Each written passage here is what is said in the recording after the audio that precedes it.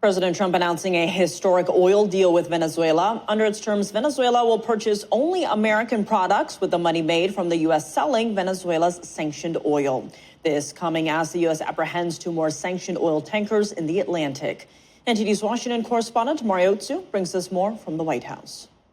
All eyes are still on Venezuela as the White House today confirms the seizure of two more sanctioned oil tankers. One of them, the Sophia. This is a stateless, sanctioned, dark fleet motor tanker.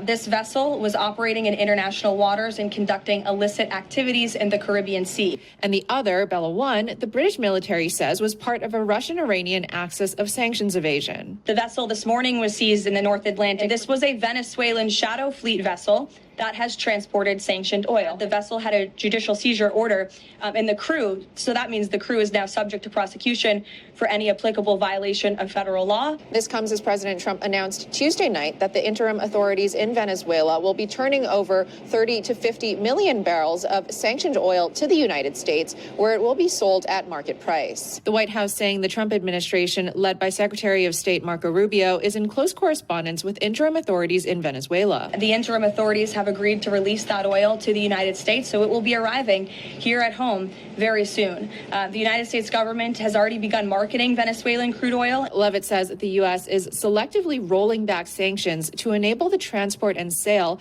of Venezuelan crude oil to global markets. They are not generating any revenue from their oil right now. They can't move it unless we allow it to move, because we have sanctions, because we're enforcing those sanctions. This is tremendous leverage. We are exercising it in a positive way. Proceeds from Venezuelan crude oil sales will first settle in U.S.-controlled accounts, and then those funds will be dispersed for the benefit of the American people and the Venezuelan people. But we're going to market that crude. We're going to allow that crude to be sold so that revenue can be generated, but then we're going to control the flow of that revenue to make sure it's going for productive reasons in Venezuela.